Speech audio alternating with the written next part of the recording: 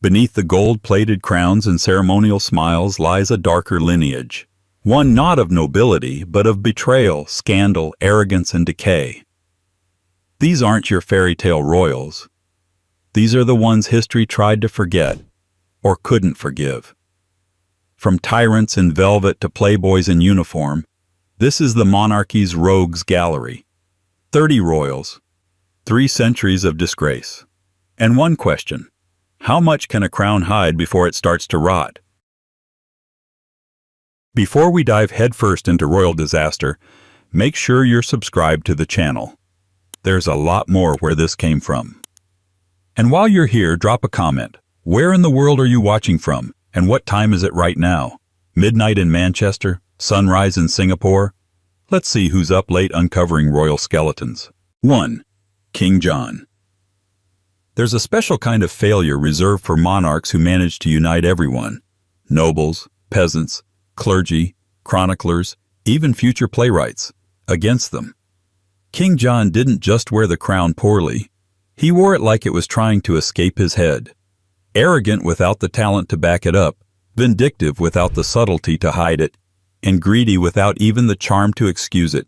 John's reign, 1199-1216, was a slow-motion political train wreck that somehow still managed to crash violently at every turn. He inherited a fragile kingdom from his warrior brother Richard the Lionheart. And what did John do with it? Lose almost all of it. Normandy, Anjou, Maine, and Touraine slipped out of his fingers like water through a broken goblet. The French king, Philip II, didn't even have to try very hard. John's incompetence was doing most of the work. The English barons watched in disbelief as their king botched diplomacy, bungled military campaigns, and then tried to plug the holes in his regime with wildly extortionate taxes. Spoiler, it didn't work. John had a way of turning allies into enemies, and enemies into lifelong adversaries. He imposed crushing levies on his own barons, demanded absurd ransoms, and even sold church positions to the highest bidder. And when the Archbishop of Canterbury died, John blocked the Pope's choice of successor. In retaliation, Pope Innocent III excommunicated him and placed England under interdict. That's right, no baptisms, no marriages, no burials, for 6 years. That's how disliked he was. Even God's representatives were told to sit this one out. The barons, fed up with this medieval disaster artist, finally said enough. In 1215, they forced him to sign the Magna Carta at Runnymede, an act John only agreed to because he thought he could immediately break it. Which, naturally, he did. This led to the First Barons' War, where rebel nobles invited the French Prince Louis to come and take over England. Imagine being so reviled that your own aristocracy invites the French to invade just to be rid of you. It didn't help that John had a reputation for being personally cruel. He starved political prisoners to death, including women and children. He imprisoned his own niece. He allegedly murdered Arthur of Brittany, a teenage rival to the throne, with his own hands, or at least ordered it with an air of bored malevolence. Even in a time when monarchy was more iron fist than velvet glove, John's brutality raised eyebrows. But perhaps most telling is what history did with him. Chroniclers of the time, who were, let's be honest, often more sycophant than scribe, had nothing kind to say. Matthew Paris described him as a tyrant rather than a king. Even centuries later, Shakespeare made him a petty and paranoid figure. And worst of all, in the public imagination, he became the eternal villain in the Robin Hood legends. Always the usurper, never the hero. Even his death in 1216 had a touch of cosmic pettiness. While retreating from rebels, he lost his baggage train, full of treasure, in the marshes of the Wash. Then, shortly after, he reportedly gorged himself on peaches and cider and died of dysentery. As far as royal send-offs go, it's less noble martyr and more drunken mistake at a Tudor festival. The funny thing is, without John, there's no Magna Carta. No symbolic cornerstone of democracy. No noble stand against tyranny.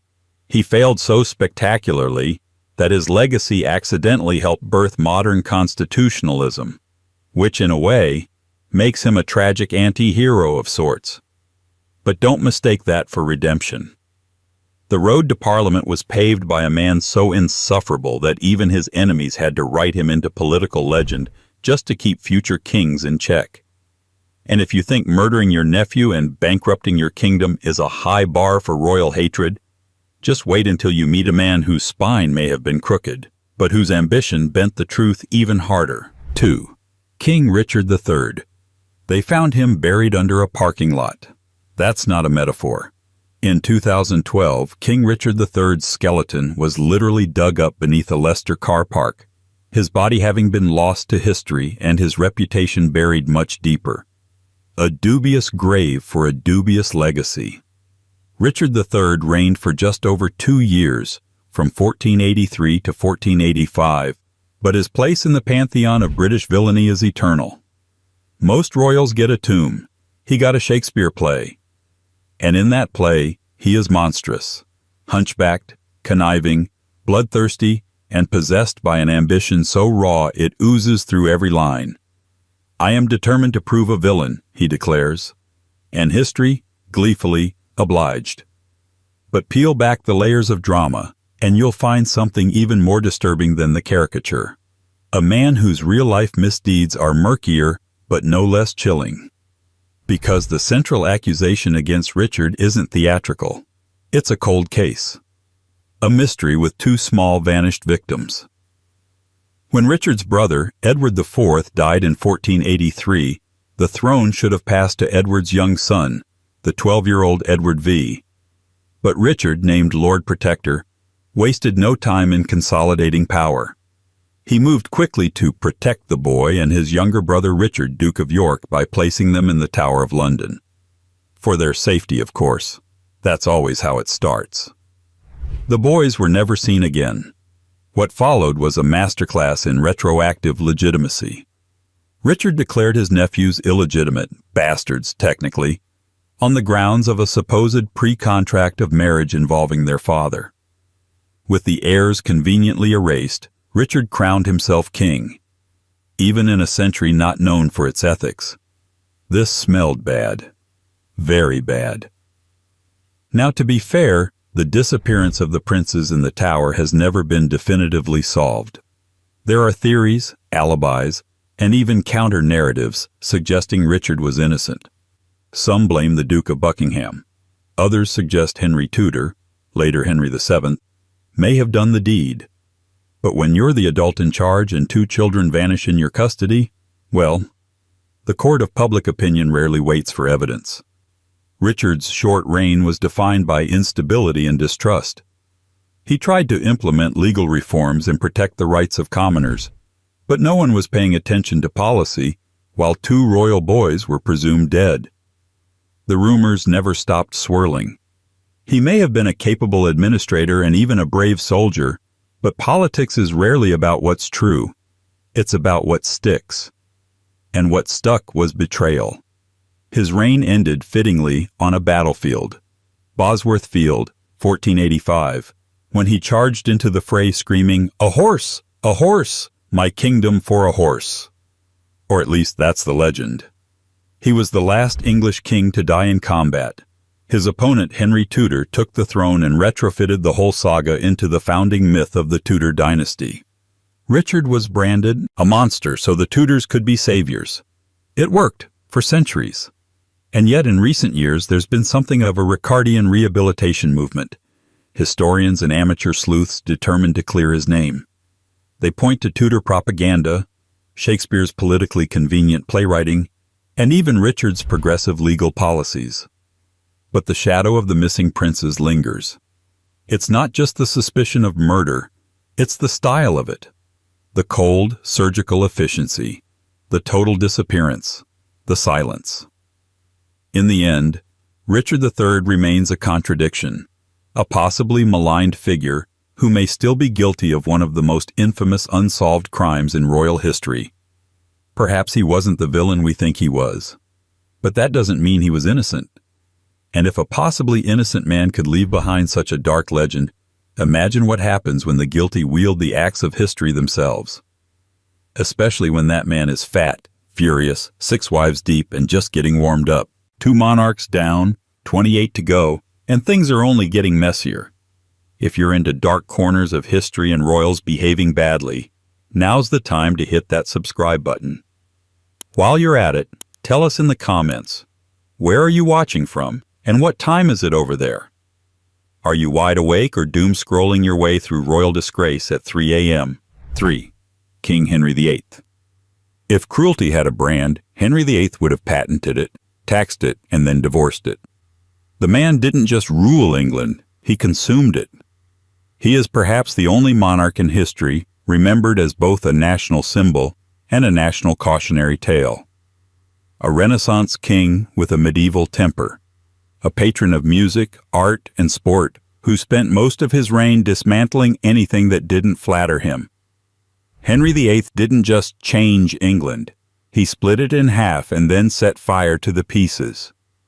When he ascended the throne in 1509, he was young, handsome, and popular. The court loved him. Europe admired him. The people cheered his coronation as if the heavens themselves had delivered England's golden prince. But power, like rich food, didn't sit well with Henry. He wanted glory, military, political, and personal. And when the world didn't hand it to him, he began to take it apart. Piece by piece.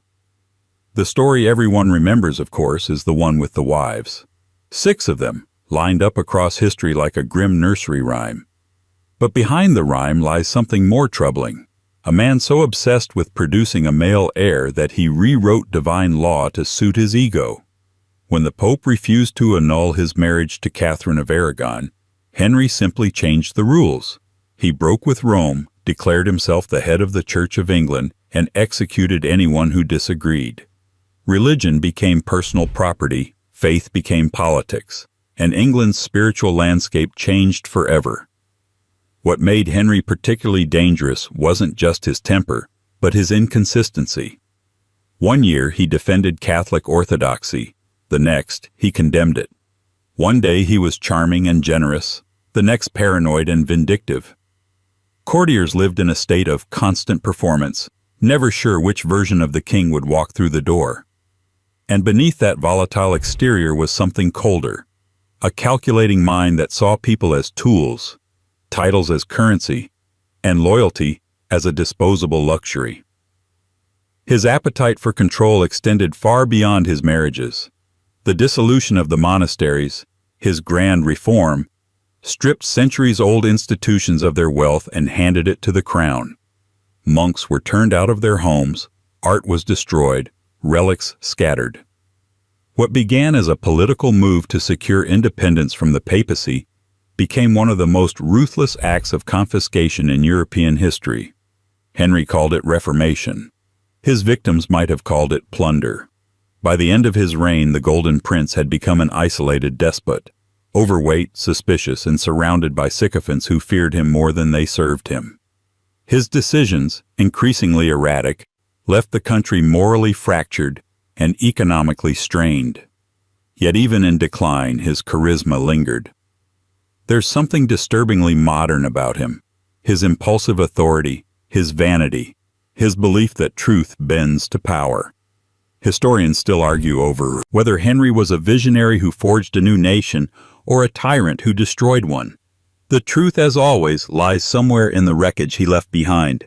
England emerged stronger in some ways, weaker in others, united by fear, divided by conscience. Henry VIII didn't just make history, he devoured it and called it progress. And if you think his legacy of bloodless terror was brutal, wait until the crown passes to someone who tried to cleanse that same kingdom with fire, and earned a name history would never let her wash away. 4. Queen Mary. Bloody Mary history gave her a nickname she never asked for, and a reputation she couldn't outlive. Bloody Mary. It sounds like a children's horror story, or a cocktail invented by someone with a grudge. But behind the tabloid title was a real woman, Mary Tudor. First Queen Regnant of England, daughter of Henry VIII and Catherine of Aragon, devout Catholic, and an uneasy ruler who tried to reverse an entire nation's religious course using fire, fear, and faith. When Mary took the throne in 1553, the country was already exhausted. Her father had torn it from Rome. Her brother Edward VI had pushed it into Protestantism. The court had become a carousel of new doctrines and discarded alliances. And Mary, raised Catholic and loyal to her mother's memory, believed it was her divine duty to put the soul of England back on the true path. But divine missions rarely go smoothly in politics, especially when they involve reversing years of reform and telling people their salvation was now void. Mary's reign was short, just 5 years, but she packed enough infamy into that time to become a symbol of religious vengeance. Most of the hatred centers around one thing: the Marian persecutions. Nearly 300 Protestants were executed for heresy during her rule, and the public reaction to these burnings was not what she, or her advisors, expected. Rather than inspiring repentance, they inspired revulsion. Pamphlets and propaganda spread across the country. Stories of martyrs being led to the flames became popular reading. One could argue Mary was the best recruiting agent English Protestantism ever had. Yet to paint her solely as a villain misses the fuller, more tragic portrait. Mary was shaped by trauma, declared illegitimate by her father, separated from her mother, isolated during her youth, and forced to watch as the England she knew was dismantled. She didn't come to power seeking cruelty. She came seeking restoration. But the tools she chose were authoritarian and outdated, and her inability to read the room, politically or emotionally, undermined her cause. Her personal life offered little relief. Her marriage to Philip II of Spain, engineered for alliance and faith, was deeply unpopular. The English feared Spanish domination, and Philip himself treated Mary more like a diplomatic obligation than a partner. When she experienced what seemed to be a pregnancy, it turned out to be a false alarm. That, too, chipped away at public confidence and personal dignity. Mary died in 1558, childless and disillusioned, convinced she had failed. The irony? Her half-sister Elizabeth would take the throne next, and become the icon Mary had hoped to be. History would not be kind in its comparisons. One queen would be hailed as Gloriana, the other remembered as a cautionary tale. But perhaps the cruelest twist is this: Mary ruled with the belief that she was saving her country's soul. Her mistake was thinking souls could be saved with policy and punishment. That belief lit the fires of her reputation and ensured that her name, centuries later, would still echo with dread. Yet if Mary's faith burned too bright, the next royal in line tried ruling without light at all, a man who silenced Parliament, ignored his people, and steered his crown straight into a civil war. 5. King Charles III. If divine right had a mascot, it was Charles I, a man so convinced of his own sacred authority that he mistook stubbornness for sovereignty and silence for consent.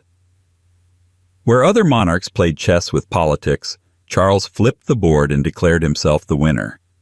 His reign wasn't just unpopular, it was catastrophic, culminating in the one event no English king before him had ever faced: public execution.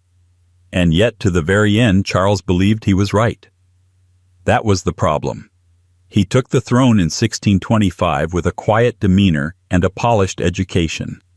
But beneath the formalities lurked a man constitutionally incapable of compromise.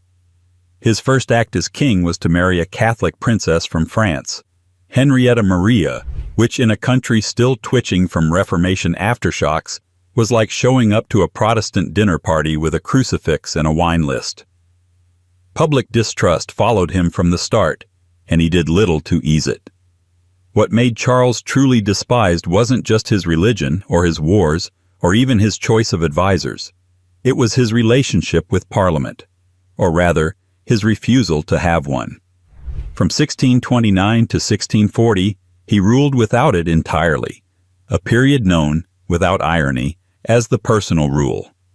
During this time, he found inventive ways to raise money without parliamentary approval.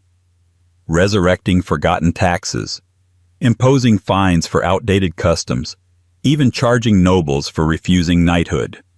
It was financial creativity born from political spite. But money was only part of the problem. Charles also attempted to impose religious uniformity across his kingdoms, especially in Scotland, where his reforms sparked riots. These uprisings drained his coffers and forced him to summon Parliament again, thinking they'd fund his wars. Instead, they revolted. Thus began the slow descent into civil war, with royalists on one side and parliamentarians on the other. Brother fought brother. Families split. The country fractured. Charles lost. More than once. But defeat didn't soften him. Captured, tried, and found guilty of treason, he remained defiant. His final words, just before his execution in 1649, were not of regret, but of righteousness. He claimed he was the martyr of the people. But the people, many of them at least, saw him differently. Not as a saint, but as a stubborn man who valued his crown more than his country. Even after death, Charles left a mess. His trial and execution shocked Europe and sent political aftershocks across the continent. For the first and only time, England became a republic, briefly. But the monarchy would return, and Charles would be recast by royalists as a tragic hero. Statues were erected. Portraits wept. Revisionist sentiment turned failure into martyrdom. But to many, he remained the man who broke his nation rather than bend to it. A lesson in the cost of divine arrogance, and a reminder that sometimes the greatest threat to a kingdom is a king who won't listen. And if Charles ruled like he was deaf to dissent, his descendant would rule as if reality itself were a foreign concept, leading his empire into madness, war, and a legacy of red coats and revolution. 6. King George III. If madness is a metaphor, George III was its monarch. To some, he was a well-meaning, misunderstood ruler plagued by illness. To others, he was the tyrant across the sea, an inflexible autocrat who lost an empire. But no matter which side of the Atlantic you stood on, George III ended up as history's punching bag. In Britain, he was the king who couldn't hold his own court together. In America, he was the symbol of everything worth revolting against. His reign began in 1760, full of promise.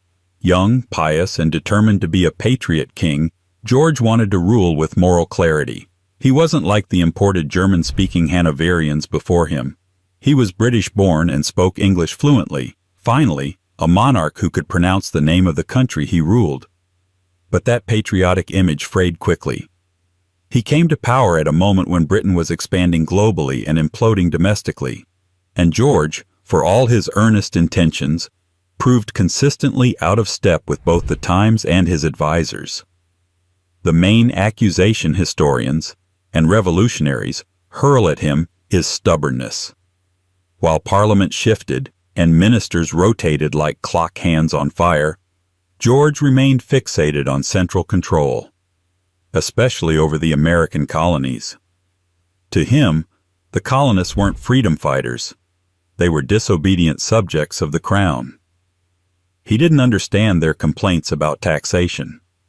After all, someone had to pay for the costly 7 Years' War, and who better than the beneficiaries of that protection? But the colonies wanted representation. George wanted obedience, and when the line was drawn, he sided with force.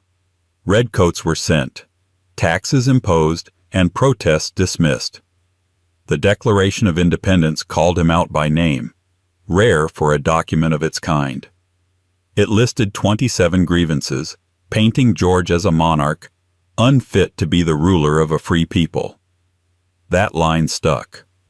Across the ocean, he was no longer a person. He was a symbol, a crowned villain. And then came the real unraveling. As the 1780s gave way to the 1790s, George's mental health declined. He suffered bouts of confusion, memory loss, and erratic behavior that would eventually become legend. The cause, once dismissed as madness, is now suspected to have been a form of metabolic or genetic illness, possibly porphyria. Whatever the diagnosis, the damage was political. Regency bills were debated. public confidence eroded. George became a king in name only, retreating into isolation as his son, the future George IV, took the reins. But unlike some disgraced monarchs, George III didn't fall in battle or die in scandal. He simply endured. Blind, ill, and locked away at Windsor Castle, he lived until 1820, long after his empire had changed around him. He outlived the American Revolution, the French Revolution, and the rise and fall of Napoleon. In a strange twist, the man remembered for losing the colonies presided, at least in name, over Britain's transformation into a modern imperial power. Still, his legacy is stained.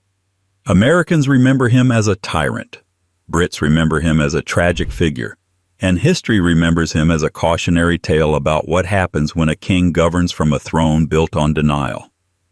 But if George III lost the empire with a quiet spiral, his son would almost seem to revel in public disgrace, exchanging moral failure for a high society scandal buffet served with extra wine, mistresses, and the worst taste in interior decorating England has ever seen. 7.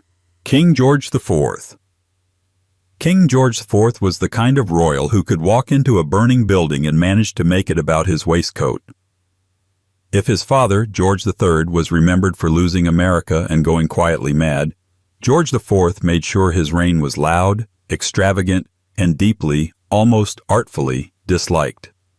He didn't rule so much as perform, lavishly, expensively, and with an endless appetite for attention that bordered on self-parody. Before he even took the throne, George had already made a name for himself, as a national embarrassment.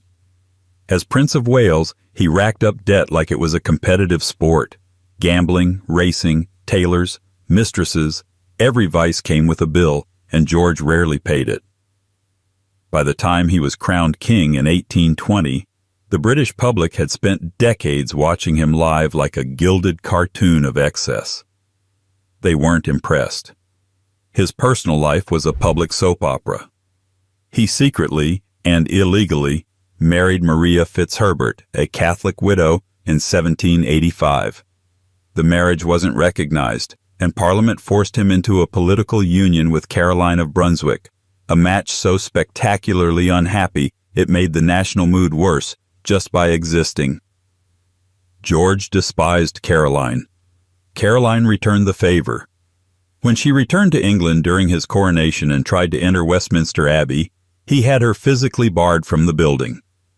The people, already disgusted with his behavior, took her side. Riots followed. He became a punchline with a crown. And then there was the spending. George fancied himself a tastemaker and fancied harder than anyone since Nero.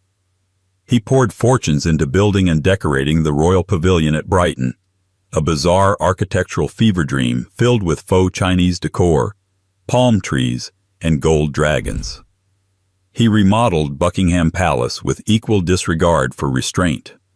While the country faced economic hardship and social unrest, the king was busy commissioning chandeliers. His subjects noticed. The press mocked him relentlessly. Political cartoons depicted him as bloated, vain, and useless. His critics in Parliament didn't hold back either. He was accused of moral bankruptcy, hypocrisy, and having the leadership instincts of a decorative vase.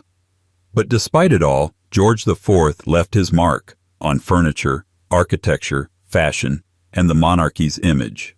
He helped shape the modern ceremonial role of royalty. Distant, ornate, more aesthetic than administrative. His taste, gaudy as it was, pushed Britain into the visual spectacle of Regency style. It's just that most people, then and now, would have preferred he do it without the self-importance or the constant scandals. He died in 1830, bloated, isolated, and largely unloved. He had no legitimate heirs. The best his doctors and biographers could say of him was that he dressed well and threw good parties. It wasn't much. And yet, if George IV was a scandal in tailored silk, his heir had his own sins, less flashy, but equally damaging. Because next came a man whose Playboy years were so infamous, they nearly erased his kingship altogether. 8. Prince Albert Edward, later King Edward VII. Before he became King Edward VII, he was simply Bertie, the disappointment in waiting. For most of his life, Bertie occupied a strange position in the royal firmament, heir to the throne, but heir to nothing good. He wasn't brilliant, wasn't serious, and certainly wasn't disciplined. His mother, Queen Victoria, viewed him as something between a personal failure and a national liability. And the public? They weren't far behind in their assessment. To understand Edward VII's unpopularity in his earlier decades, you have to look at the Victorian context. Britain was a country obsessed with propriety, duty, and the illusion of moral superiority. Into that walked Bertie, plump, privileged, and uninterested in virtue. He was more interested in horse racing, expensive cigars, and the company of actresses. While his mother wore black for 40 years, Bertie wore tailored velvet. While the empire expanded, he expanded his waistline. He was a notorious womanizer in a society that publicly claimed to faint at the mention of a scandal. His affairs weren't whispered about. They were printed, caricatured, and satirized. Among them were well-known actresses, married aristocrats, and high society hostesses. One of the more infamous incidents involved him being named in a divorce case, an unprecedented humiliation for a royal. The public may have enjoyed the gossip, but the respect they were supposed to have for the monarchy took a steady nosedive. Even in political matters, Bertie struggled to win admiration. He had no real responsibilities thanks to his mother's iron grip on power, and the few ceremonial duties handed to him were performed with the bored disinterest of a man counting down the minutes until dinner. Unlike his predecessors, he didn't study statecraft or diplomacy with any seriousness. And unlike his father, Prince Albert, he had no intellectual curiosity. As a result, many saw him not just as lazy, but embarrassingly unfit for the role awaiting him. For decades, he was mocked as Edward the Caresser, a shallow, decadent figure lounging in the gilded corridors of privilege, while pretending to be busy. Queen Victoria, ever frugal and dour, despaired. She openly referred to him as weak and spoiled, and she made sure that until her death in 1901, he would remain just a figurehead in training, one she never fully trusted. Ironically, it was only after his mother's death that Bertie began to redeem himself. As Edward VII, he was more successful than anyone had predicted, charming foreign diplomats, modernizing the monarchy's image, and playing a role in shaping the alliances that would later define early 20th century geopolitics. But by then, the damage to his personal reputation was long done. For most of his life, he had been an emblem of royal excess, a symbol of everything critics said was wrong with monarchy. Decadent, disconnected, and utterly unserious. And yet, even Bertie never crossed the line his successor would. Because the next royal didn't just flirt with scandal. He flirted with treason, ideology, and the darkest chapters of 20th century history. 9. King Edward VIII. Some royals are disliked for their mistakes, others for their arrogance. Edward VIII, however, is disliked for something altogether rarer, making history's most glamorous abdication feel like a slow-motion car crash into geopolitical embarrassment. He didn't just fall in love with the wrong woman. He fell out of love with the job of being king. And then, when the crown slipped from his hands, he flirted with ideologies that still leave historians raising their eyebrows and lowering their voices. In 1936, Edward ascended the throne already bathed in public fascination. He was handsome, charismatic, and modern in a way the monarchy hadn't seen before. Women adored him. Society photographers couldn't get enough. The press treated him like a movie star who happened to be the future head of state. He seemed poised to revitalize the monarchy, but beneath that polished exterior, trouble had been brewing for years. Edward had long cultivated a distaste for the formalities of royal duty. He was known for skipping briefings, brushing off protocol, and expressing openly cynical views about politics. While still Prince of Wales, he made a habit of meddling in government affairs. expressing opinions that many considered dangerously naive or irresponsibly opinionated. Worse, he had already begun a relationship with Wallis Simpson, an American divorcee with 2 living ex-husbands, something that, in the Church of England's eyes, placed her firmly off-limits to the King of England. When Edward proposed marriage to Wallis, a constitutional crisis erupted. The government refused to approve the match. The press, which had long held back, finally turned on him. The British public, many of whom had adored their dashing bachelor prince, now saw a man willing to risk national stability for personal gratification. For Edward, there was no dilemma. He chose Wallis, abdicated, and just like that, left the throne to his younger brother, who became George VI. Some viewed it as romantic. Others saw it as weakness wrapped in selfishness. But the real damage was yet to come. After his abdication, Edward became the Duke of Windsor, and the rumors began to follow him like shadows. His sympathy for Nazi Germany wasn't just idle gossip. In 1937, he visited Hitler. There are photos of them shaking hands, chatting cordially. Edward claimed it was a diplomatic visit. Historians later discovered German intelligence documents suggesting that Nazi officials saw him as a potential puppet king should Britain be conquered. Even Churchill, who had once tolerated Edward's eccentricities, saw the Duke's views as dangerously out of step with the rest of the free world. Throughout World War II, the Duke and Duchess were quietly packed off to the Bahamas, where Edward served as governor. Officially, it was a post. Unofficially, it was exile with a decorative title. The British government wanted him far from Europe and far from the temptation to interfere again.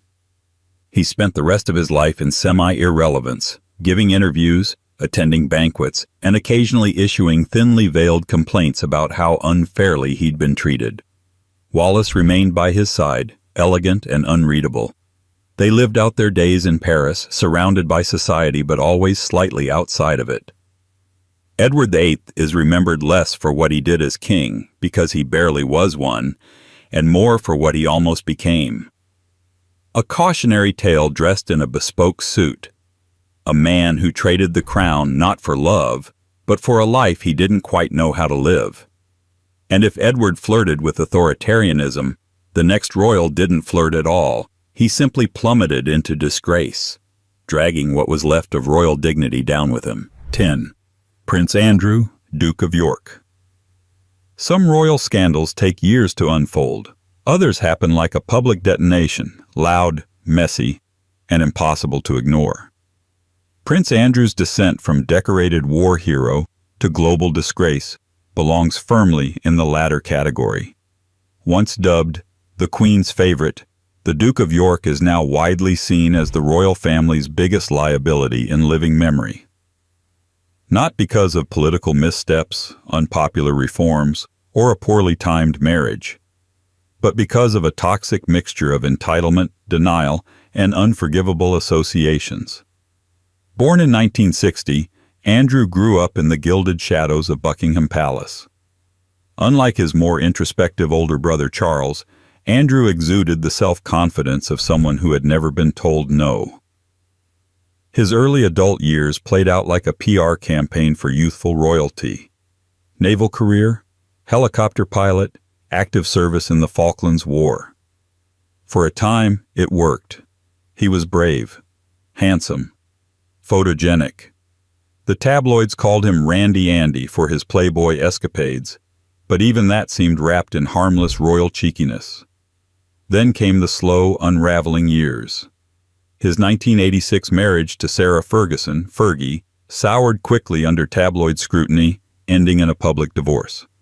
His business ventures began to raise eyebrows. Whispers of questionable associations surfaced but were often brushed off.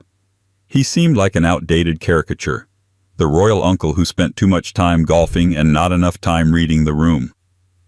But everything changed when his name became publicly linked to Jeffrey Epstein, the convicted sex offender and financier whose private connections reached into the upper echelons of global society. The revelations were not just troubling, they were damning. Photographs surfaced, Flight logs were examined. Lawsuits were filed. One in particular, brought by Virginia Giuffre, accused Andrew of sexual misconduct, allegations he has consistently denied, but which nonetheless led to a catastrophic blow to his reputation. Then came the interview. In 2019, Prince Andrew sat down with the BBC's Newsnight in an attempt to clear his name. Instead, he delivered one of the most widely ridiculed and surreal television appearances in recent memory. Denials laced with strange justifications, including a now infamous claim that he could not sweat, were met with national disbelief. He came across not just as evasive, but astoundingly unaware of the gravity of the situation. It wasn't a defense. It was a disaster. The fallout was swift. Charities cut ties. Public backlash intensified. And the royal family, an institution built on the illusion of dignity and distance, was forced to act. Andrew was stripped of his military titles and royal patronages. His HRH style was returned. Officially, he faded from public life. Unofficially, he became a symbol of royal rot, not just a man who made mistakes, but one who seemed structurally incapable of understanding them. In 2022, he reached a financial settlement in Giuffre's civil case without admitting guilt, further muddying the waters. To many, it confirmed what they already believed, that privilege, even at its most decayed, can still purchase silence. Now, Prince Andrew exists in limbo, neither forgiven nor forgotten, a cautionary tale in expensive tailoring. He walks in and out of view at family funerals and coronations, flanked by controversy like a permanent bodyguard. Not officially exiled, but no longer welcome. And while Andrew's scandal feels like a particularly modern tragedy, the next figure earned hatred the old-fashioned way, through ambition, arrogance, and the lingering stench of a very mysterious death. 11. Robert Dudley, Earl of Leicester. To the public, he was the Queen's shadow. To the court, a schemer in brocade. To his enemies, a man whose ambition always seemed to walk just one step ahead of disgrace. Robert Dudley, the Earl of Leicester, never wore a crown, but he might as well have tried it on for size. His name is permanently entangled with the legend of Elizabeth I, not as a romantic hero, but as a lightning rod for suspicion, scandal, and something far more enduring: dislike. He rose not on merit, but proximity. Son of John Dudley, Duke of Northumberland, a man executed for trying to put Lady Jane Grey on the throne, Robert was born into ambition and learned early the art of surviving it. When Elizabeth I ascended to the throne in 1558, Dudley was among her oldest companions. They had grown up together, and as queen, she elevated him almost immediately: master of the horse, gentleman of the privy chamber, royal confidant. His rise was meteoric. Too meteoric. Almost instantly, rumors flooded the court. Dudley was handsome, clever, and always at the Queen's side. Their intimacy was unmistakable. His private apartments were just down the hall from hers. Foreign ambassadors reported that the Queen was infatuated. Courtiers whispered of secret weddings. Parliament grew nervous. It wasn't just a scandal in the making, it was a political nightmare. Then came the death that defined his reputation. In 1560, Dudley's wife, Amy Robsart, was found dead at the bottom of a staircase at their Oxfordshire home. The official verdict was that she died from a fall. But the timing, so suspiciously convenient for a man rumored to be angling for marriage to the Queen, sent shockwaves through England. Poison? Foul play? It didn't matter whether he was guilty. The optics alone made him radioactive. Elizabeth never married him. She couldn't. To do so would have alienated her nobles, her foreign allies, and possibly her entire kingdom. But she didn't banish him either. Instead, she kept him close, uncomfortably close. He remained her favorite, showered with titles and privileges, even as the public soured on him. Dudley, for his part, played the long game. He married again, this time disastrously, and pursued a strange balancing act, appearing loyal to the Queen while subtly manipulating the court for power and prestige. His military campaign in the Netherlands, where he was sent as commander to support Protestant rebels, ended in failure and embarrassment. His leadership was chaotic, his ego unchecked, and his popularity sank even further. By the end of his life, many considered him less a royal asset than a national liability. And yet, the Queen never truly turned on him. When Dudley died in 1588, Elizabeth was reportedly devastated. She kept the last letter he ever wrote to her in a box beside her bed until her own death. It's a detail that makes his story feel more like a tragedy than a crime, but that's the discomfort Dudley always provoked. Was he a courtier hopelessly in love, or an opportunist who almost outplayed a queen? What is certain is that his legacy remains caught in the half-light between romance and revulsion, a reputation forever stained by one broken body at the bottom of a staircase, and a whisper campaign that never ended.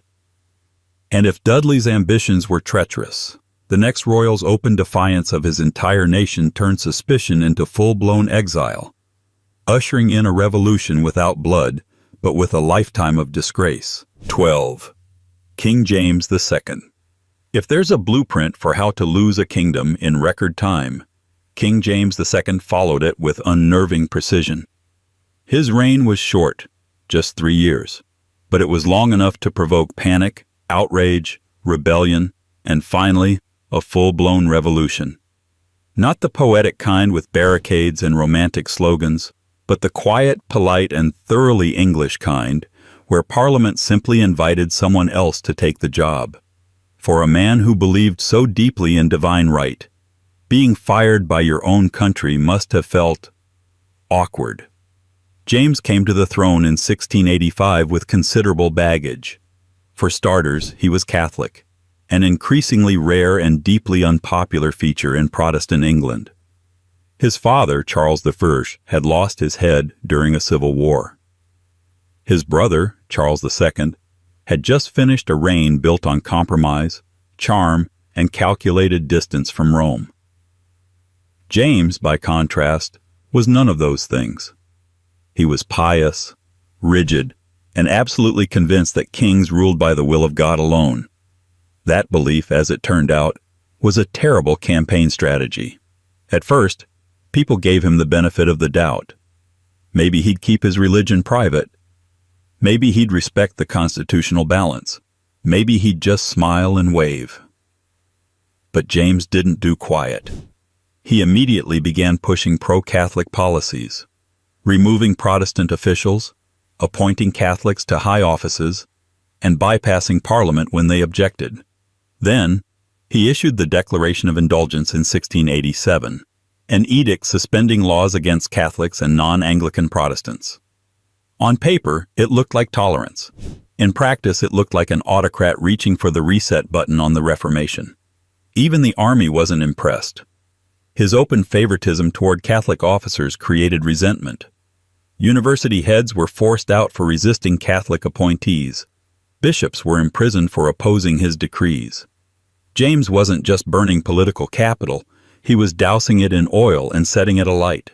But the real crisis came when his Catholic wife gave birth to a son in 1688.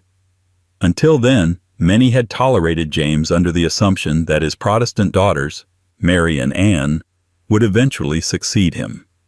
A Catholic heir, however, meant the start of a new Catholic dynasty. That was the tipping point. Enter the Glorious Revolution, a polite coup dressed in constitutional niceties. Parliament, desperate to avoid another civil war, quietly invited William of Orange, James's Protestant son-in-law and nephew, to invade. William landed in England with barely a sword drawn. James's own army began to defect. His advisors abandoned him. Even his daughter Mary sided with William. Cornered, humiliated, and outmaneuvered, James fled to France. He claimed it was a strategic withdrawal. Parliament called it abdication. And just like that, England had a new king and queen, William and Mary, and a new constitutional monarchy that clipped royal power forever. James spent the rest of his life in exile, making occasional, unsuccessful attempts to reclaim the throne. He died in 1701, mostly ignored, a monarch remembered more for what he threatened than what he achieved. To this day, he remains a symbol of misplaced certainty, a man who believed his crown came from heaven, only to discover his country had other plans. And if James's stubborn faith toppled a dynasty, the next royal on our descent into infamy couldn't even summon that much conviction. Just a dull, awkward presence that left behind no wars, no scandals, and somehow no affection at all. 13. Prince George of Denmark. In the grand theater of royal misadventures, few figures are as forgettable, and yet oddly disliked, as Prince George of Denmark.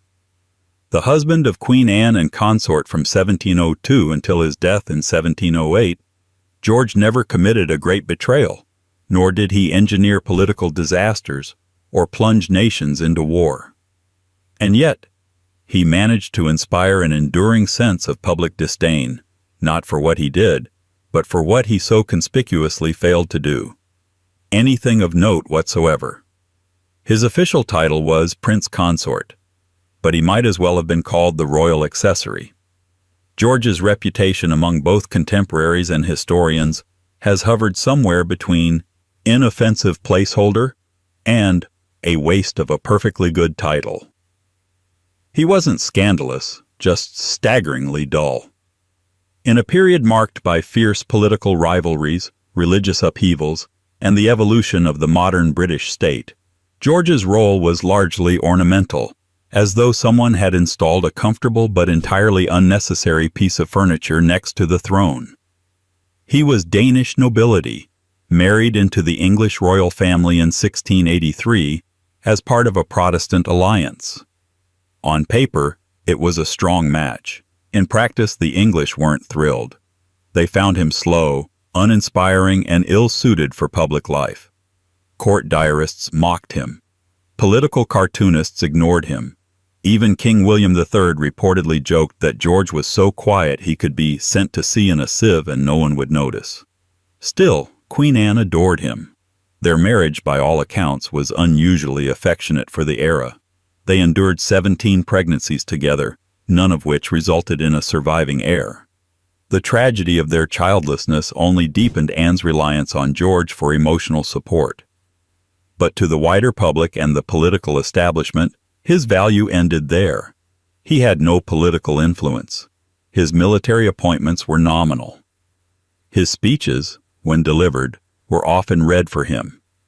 The opposition party once accused him of being as stupid as he was lazy, a comment that, unfortunately, stuck. One of his few official duties was to preside over the Admiralty. Given England's rising naval ambitions, it could have been a chance for him to shine. Instead, his tenure was marked by mismanagement and a general sense of inertia. He was eventually forced out by political pressure. No great scandal, no defining failure, just a slow erosion of relevance. Even his death in 1708 was met with a national shrug. Anne mourned him deeply, retreating further into solitude, but the public seemed relieved to no longer pretend he was interesting. Unlike other unloved royals who provoked fury, outrage, or rebellion, George provoked something arguably worse, a complete absence of feeling. He remains a footnote to a reign already defined by personal sorrow and political transformation.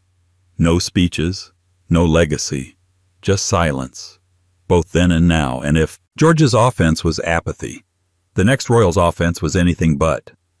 Because coming up is a princess who lit up the tabloids, smoked through scandal, and partied straight past the edge of public patience, transforming royal misbehavior into a full-blown lifestyle. 14. Princess Margaret. In the age of restrained royals and tightly buttoned collars, Princess Margaret was a walking contradiction, a cocktail of glamour, rebellion, entitlement, and self-inflicted tragedy, served with a cigarette and a disapproving smirk. She was Queen Elizabeth II's younger sister, the spare to the heir, and for decades, Britain's most captivating royal sideshow. But where some saw style and sophistication, others saw arrogance, scandal, and a lifelong refusal to play by the rules without making everyone around her pay for it. Margaret was born into privilege, but raised in the margins of power. While her sister would inherit the throne, Margaret inherited the void. She was too royal to be normal, too junior to matter, and too proud to be grateful for either position. From an early age, she was known for her quick wit, sharp tongue, and utter refusal to blend into the drab tapestry of royal decorum. For the press, she was gold. For courtiers, a headache. For the public, increasingly, a symbol of the worst kind of aristocratic excess, glittering, useless, and unapologetically above it all. Her most notorious scandal came early. In the 1950s, Margaret fell in love with Group Captain Peter Townsend, a war hero and divorcee. The British establishment recoiled. The Church of England and the government forbade the marriage unless Margaret gave up her royal rights and income. Public sympathy was briefly on her side. Then she blinked. She ended the relationship. Years later, she would say she didn't regret it. But the public did. Many never forgave her for choosing status over sincerity. What followed was a slow-motion descent into tabloid royalty. Margaret married society photographer Anthony Armstrong Jones, who became Lord Snowdon. For a brief moment, they were the royal couple of the swinging 60s, modern bohemian, dangerously chic. But behind the image was a crumbling marriage full of affairs, bitterness, and icy silence. They eventually divorced, the first major royal divorce of the modern era. It broke precedent. It also broke what was left of Margaret's image as anything more than a symbol of wasted potential. Through the 1970s and 80s, she spiraled into a caricature of faded aristocracy. Her Caribbean retreats on the island of Mystique became legendary for their debauchery, lavish parties, questionable companions, and headlines that painted her as Britain's most reluctant adult. She drank heavily, smoked incessantly, and treated palace staff with a snobbery that would have made even Victorian duchesses blush. At official events, she was often visibly bored. At private ones, she was often visibly intoxicated. But the real reason Margaret remains disliked by many isn't the scandal. It's the tone, the entitlement, the performative misery of someone who had every privilege, every advantage, and yet lived as if the world had wronged her. She embodied the image of a monarchy out of touch, insulated from consequence, and too self-involved to evolve. Even her death in 2002 was met with a curious silence. Respect, yes, but little affection. And yet, for all her vanity and rebellion, Margaret never held power. The next royal did, and his failure wasn't glamorous or tragic. It was quiet, shambolic, and devastating. A weak king in a violent age whose name is forever tied to one of the bloodiest chapters in English history. 15. King Henry VI. If ever there were a case study in how not to be king, it would be King Henry VI, a monarch so tragically unfit for rule that his name has become shorthand for weakness in the face of national collapse. His reign, twice interrupted, once by fate and once by force, spanned some of the most chaotic decades in English history. And while Henry was never cruel, never scandalous, and never tyrannical, he still managed to earn the disdain of a nation. Because in times of turmoil, a passive monarch is worse than a bad one.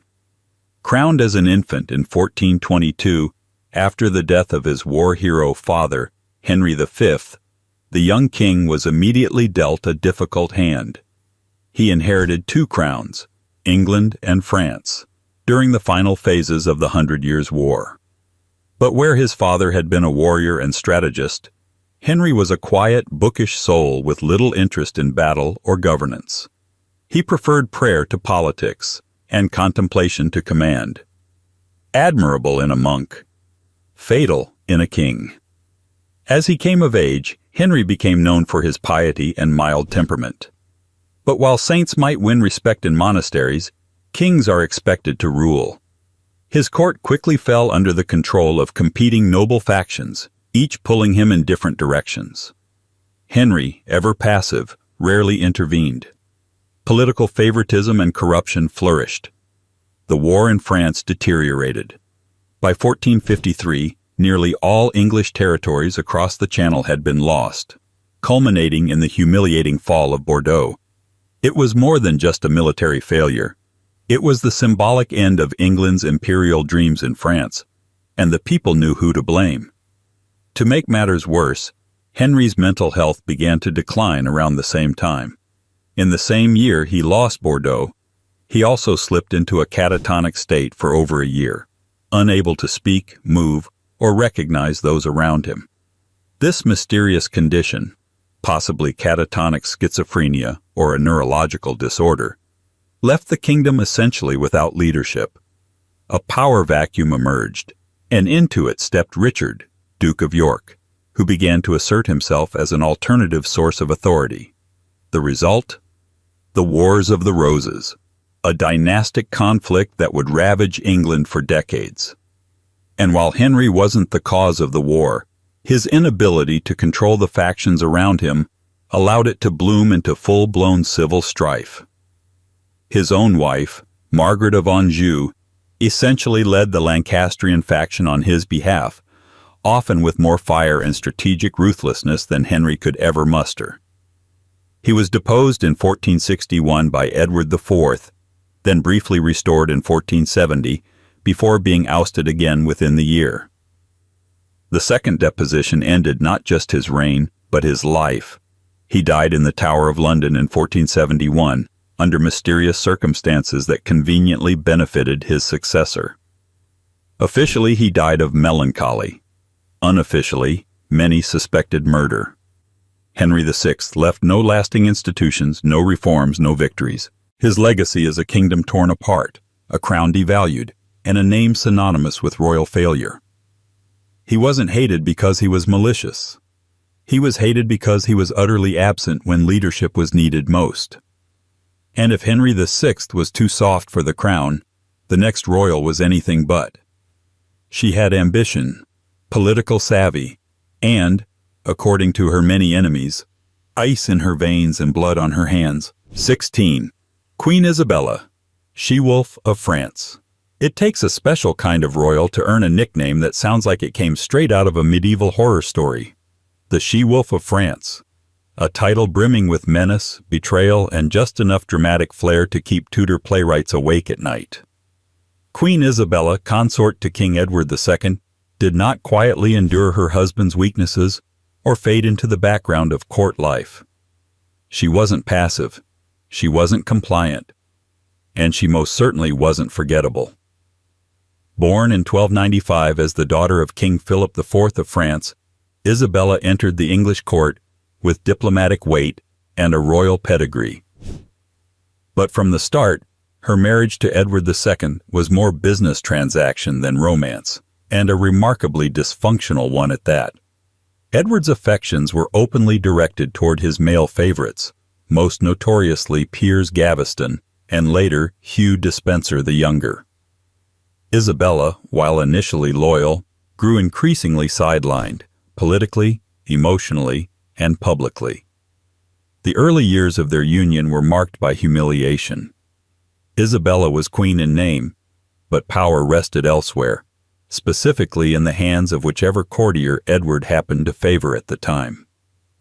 The problem wasn't that Edward had companions, it was that he handed them near total control of the realm, to the detriment of everyone else, including his wife. The Despensers especially were widely hated, arrogant, grasping, and vicious in their pursuit of influence. And Isabella, once a diplomatic pawn, began plotting her return to the game board. Not as a piece, as a player.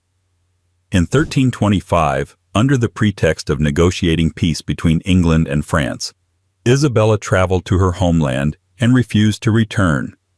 There she allied herself with an English exile, Roger Mortimer, who was both her political co-conspirator and, allegedly, her lover. From France, she launched a calculated invasion of England in 1326. Her army was small, but public hatred for the Despensers and Edward himself had reached boiling point. Support for Isabella surged. The collapse of Edward's regime was swift and humiliating.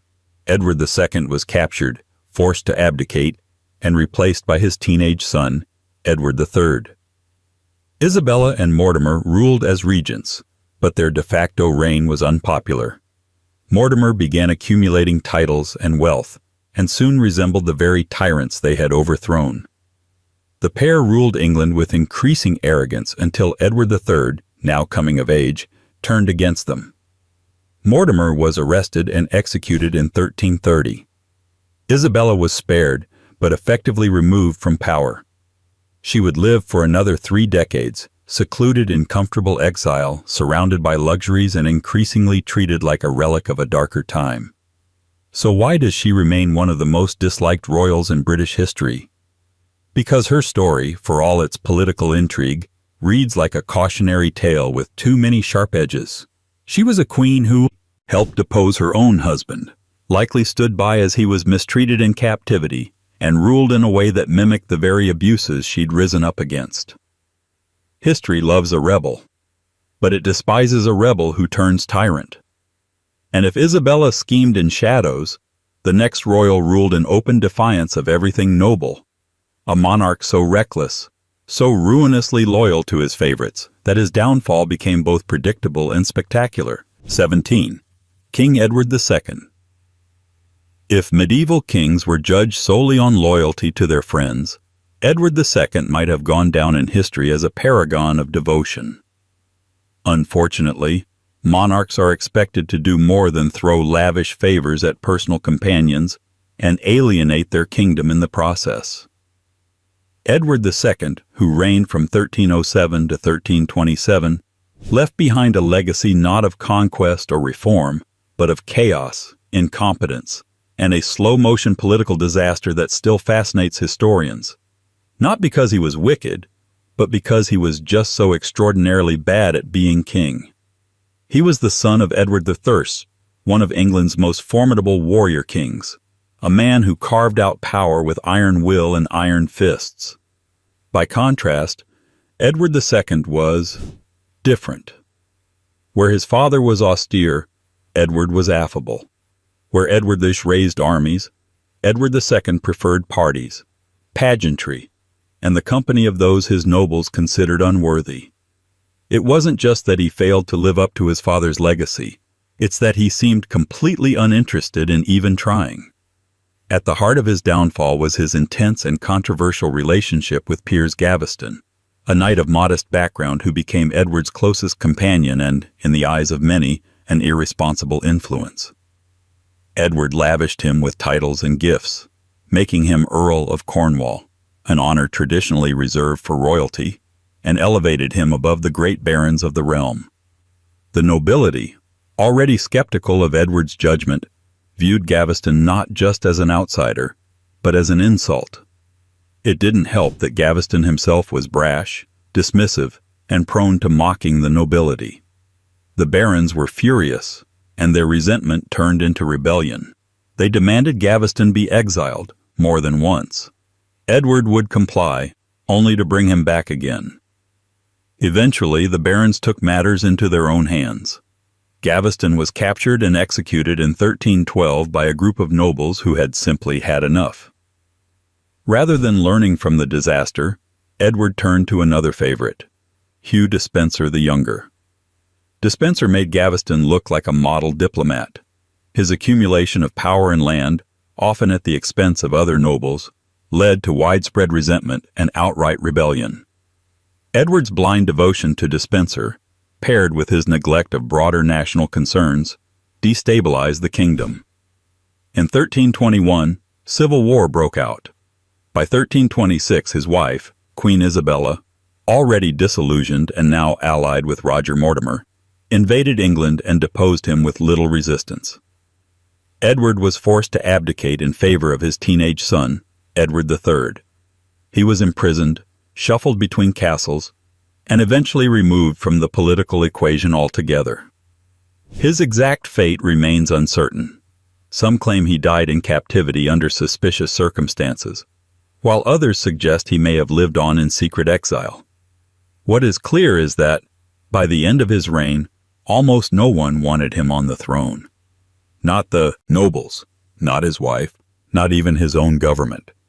Edward II is remembered not as a tyrant or a conqueror, but as a king whose personal attachments eclipsed his public duty.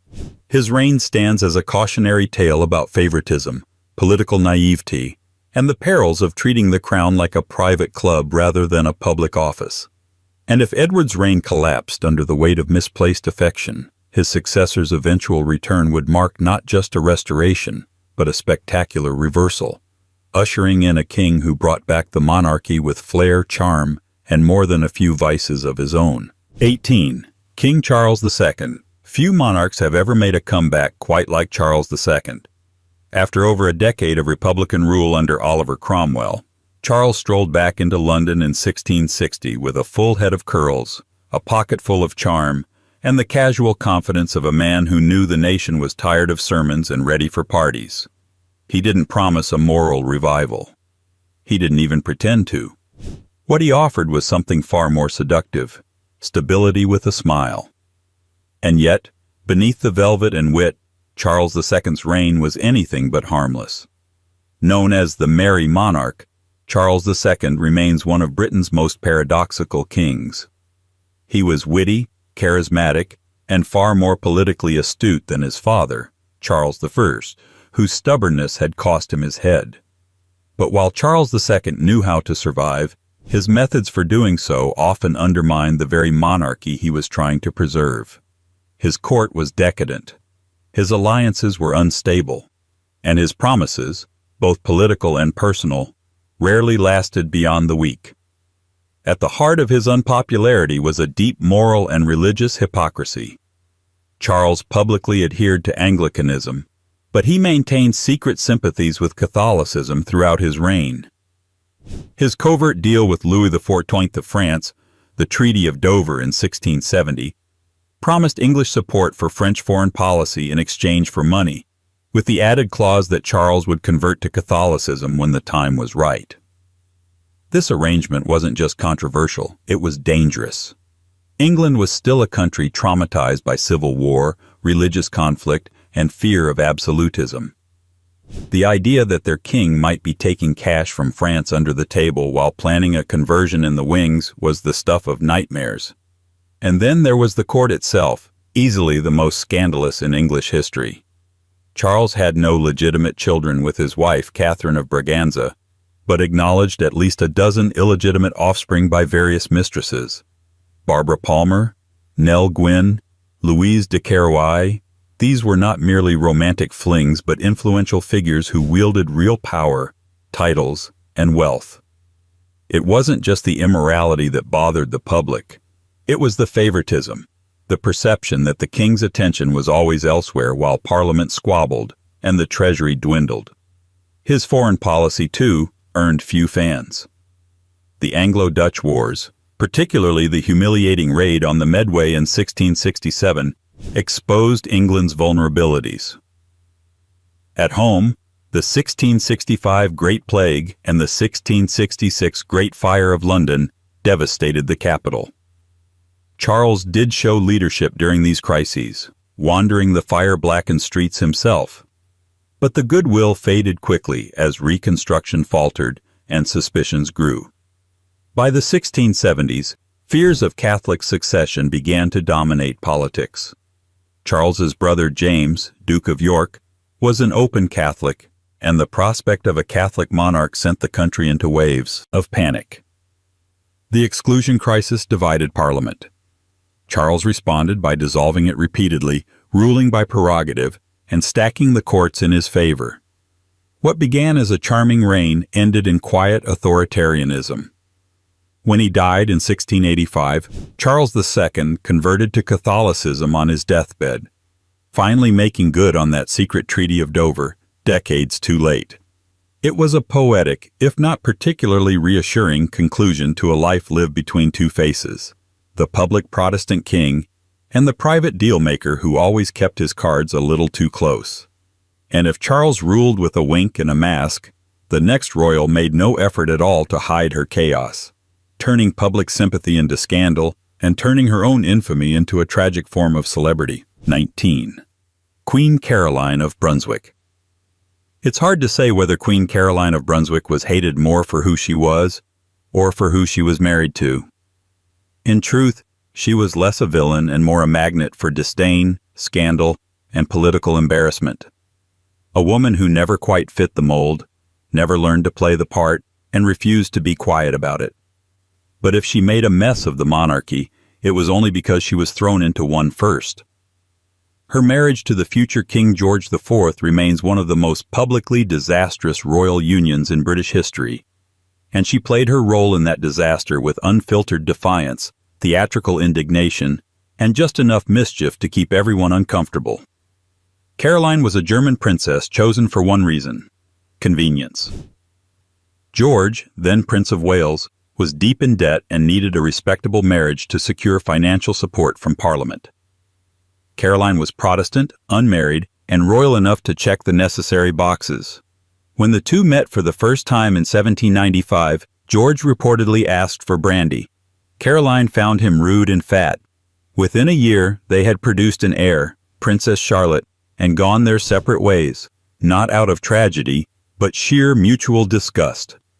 The separation was not subtle. George refused to allow Caroline any role in court life. She was excluded from royal ceremonies, denied access to her daughter, and effectively exiled, first socially, then geographically. Caroline responded not with quiet retreat, but with increasing flamboyance. She traveled across Europe, accumulating rumors, critics, and a highly suspicious Italian servant named Bartolomeo Pergami, who would become central to the scandal that defined her legacy. By the time George IV ascended the throne in 1820, Caroline had been living abroad for years. But with his coronation looming, she returned to England, demanding her place as queen. George, now king, panicked. Instead of simply ignoring her, he made the fatal mistake of putting her on trial. The infamous Pains and Penalties Bill sought to strip Caroline of her title and accuse her of adultery with Pergami. The proceedings were public, humiliating, and entirely too theatrical. Britain watched as their royal family was dragged into a circus of gossip, allegations, and absurdity. But to the shock of many, public opinion largely sided with Caroline. Not because she was beloved, but because George was detested. In a twist of royal irony, her unfiltered manners, eccentric behavior, and stubborn independence made her a folk hero. She was crass, but relatable. She was messy, but real. George, by contrast, was bloated with pomp and dripping with hypocrisy. When the bill failed to pass, Caroline's victory was short-lived. George still refused to allow her into the coronation. On the day of the ceremony, she showed up at Westminster Abbey and was physically turned away. She would die just weeks later in 1821 at age 53, still defiant, still unwanted, and still unresolved. Caroline remains a figure of discomfort in royal history. Not quite martyr, not quite villain. Admired by some, ridiculed by others, and disliked by many who saw in her the embodiment of what happens when royal drama spills completely into the public square. And if Caroline's chaos revealed the monarchy's fragile image, the next king exposed its colder truths, a ruler who unified England through sheer force of control, but who inspired about as much affection as a tax audit. 20. King Henry VII. Henry VII is often credited with bringing stability to a kingdom exhausted by decades of civil war. And he did, sort of. But if peace was the goal, Henry made sure it came at a cost. Cold, calculating, and almost allergic to charm, he ruled with a suspicious mind and a miser's heart, squeezing his subjects not for their loyalty or love, but for their money. And while he may have founded the Tudor dynasty, he also perfected a style of kingship that earned him something rarer than admiration: deep, enduring resentment. When he defeated Richard III at the Battle of Bosworth in 1485, Henry arrived not as a national hero, but as the least objectionable claimant left standing. His bloodline was weak, his claim flimsy, and his support shallow. But what he lacked in pedigree, he made up for in ruthless pragmatism. He married Elizabeth of York, uniting the warring houses of Lancaster and York. and quickly set about building a government that answered to no one but the crown. Parliament existed, technically, but it was mostly there to sign the checks. Henry's strategy was simple: control the nobility, control the money, and keep your enemies too poor to rebel. To this end, he revived old, obscure laws to fine landowners for infractions no one had enforced in decades. Feudal dues were suddenly enforced with fanatical precision. Nobles were forbidden from keeping large private armies. Bonds and recognizances, essentially legal IOUs, were handed out like party favors, obligating families to pay vast sums to the crown if they so much as looked disloyal. Even the wealthiest barons found themselves caught in a web of royal debt and legal threats. The system was brilliant in its cruelty. It worked. England finally stopped bleeding, but it was not loved. Henry's court was austere and secretive, lacking the pageantry and generosity expected of a king. He spent little on celebration and much on surveillance. His financial ministers, particularly the infamous duo Empson and Dudley, became symbols of royal extortion, so loathed that they were promptly arrested and executed after Henry's death by his son, Henry VIII, as a kind of posthumous apology to the nation. Even in foreign affairs, Henry behaved less like a monarch and more like a businessman with a crown. Marriages were arranged for strategic gain. Alliances were transactional.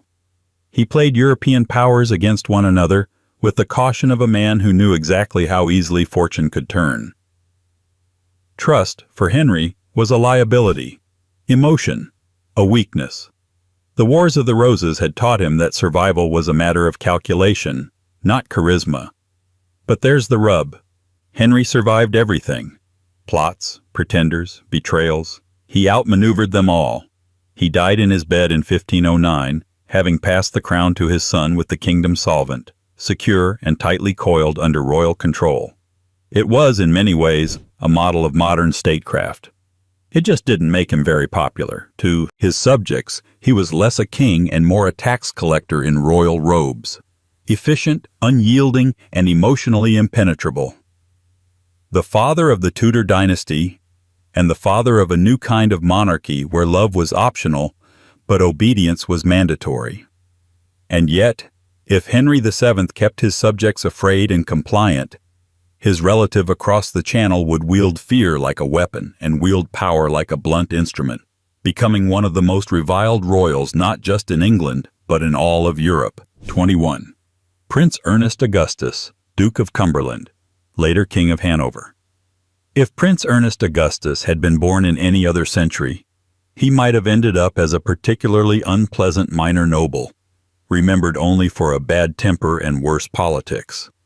But as it stands, this son of George III climbed far higher than his personality ever should have allowed, earning himself not just titles, but an unshakable reputation as one of the most detested royals of his age. Even in a family not known for charm, Ernest managed to stand out, not by accident, but by sheer persistence in being disliked.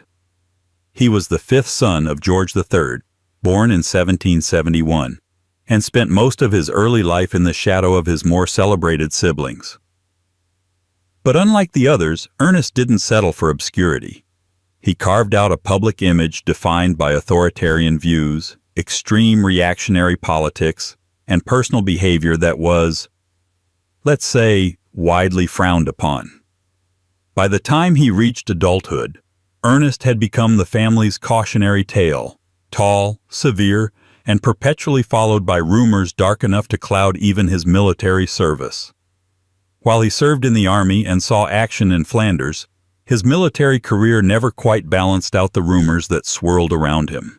Accusations, ranging from violent temper to shocking levels of personal ambition, followed him like a bad smell. Among his siblings, he was the most openly conservative, opposed to even modest reform in Parliament, and fiercely committed to upholding aristocratic privilege.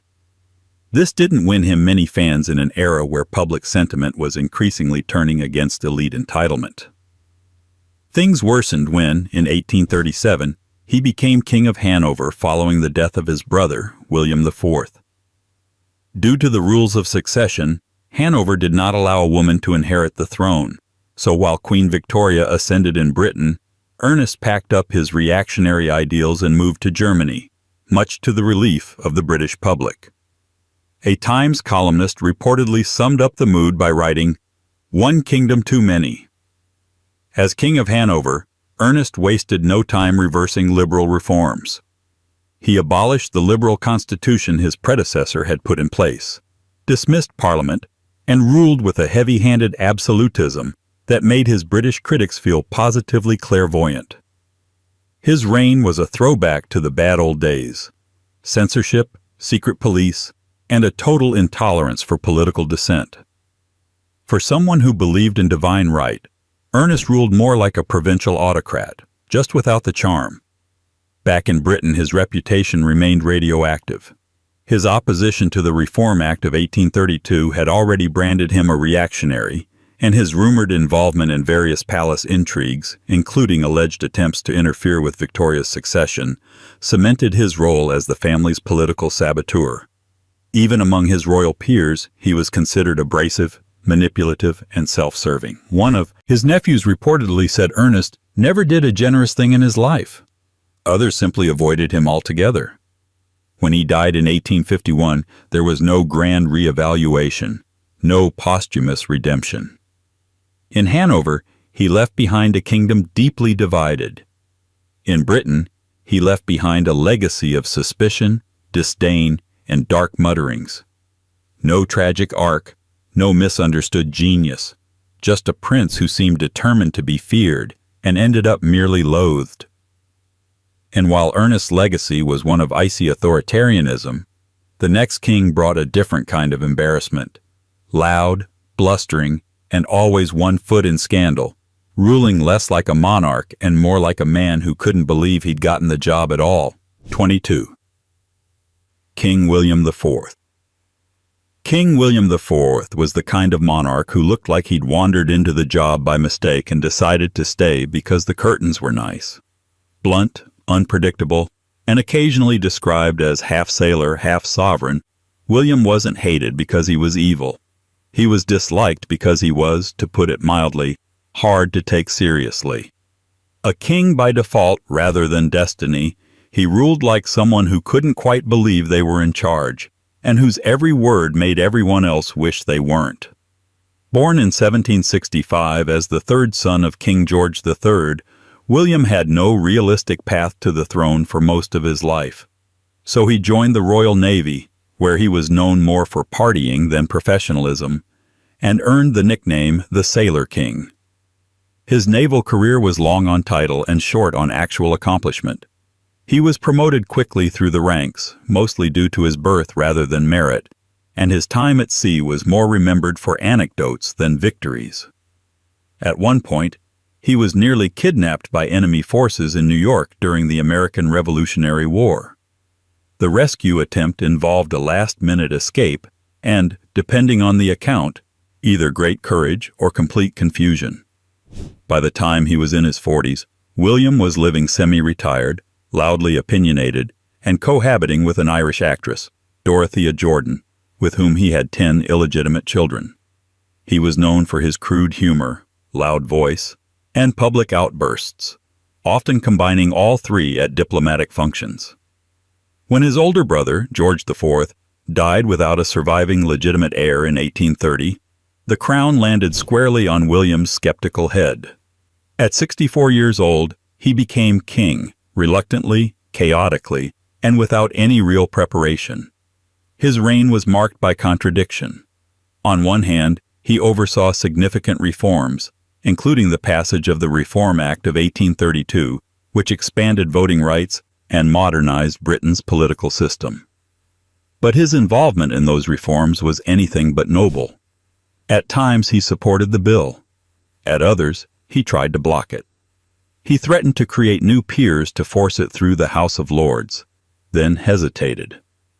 Parliament grew exasperated. His ministers called him inconsistent. The public viewed him as unreliable at best, obstructionist at worst. He clashed with his government frequently, and his temper became the stuff of legend. William had a habit of shouting at politicians, storming out of meetings, and insulting people in front of large audiences. He treated constitutional monarchy like it was a suggestion rather than a structure. He also despised the press, distrusted reformers, and believed that government worked better when left to common sense, which, in his case, meant whatever popped into his head that morning. Despite this, he did have moments of unexpected decency. He treated Queen Victoria, his niece and successor, with warmth and tried to protect her from palace scheming. But his gestures often came wrapped in clumsy speeches and bizarre statements. At his final public banquet, he ranted about the Whigs, insulted the clergy, and ended the night with a toast that confused half the room. When he died in 1837, few mourned deeply. He was seen as a placeholder king, better than his brother but far from ideal. His legacy was muddled, a reluctant reformer, a royal loudmouth, and a man whose reign straddled the edge of progress and farce. And if William's rule was defined by buffoonery, the next royal would double down on disdain, trading bluster for icy arrogance, and leaving behind a trail of diplomatic faux pas and public snubs that soured his name from palace to press. 23. Prince Alfred, Duke of Edinburgh. In the long parade of underwhelming royals, Prince Alfred, second son of Queen Victoria, occupies a particularly chilly stretch. Not notorious enough to be scandalous, not tragic enough to be sympathetic. He was instead remembered for a steady drip of arrogance, aloofness, and a trail of diplomatic misfires that left much of the world unimpressed. Given titles, ships, and power, he never quite knew how to use wisely. Alfred wore royalty like armor, defensive, distancing, and a bit too shiny for the work required. Born in 1844, Alfred was raised under the rigid expectations of Queen Victoria and Prince Albert, neither of whom were known for emotional generosity. Like many second sons, he was steered toward the Navy, where he would spend decades in uniform, collecting honors and rank, though not necessarily admiration. He rose through the naval hierarchy not because of distinction, but because of birthright. Colleagues described him as stiff, formal, and vain.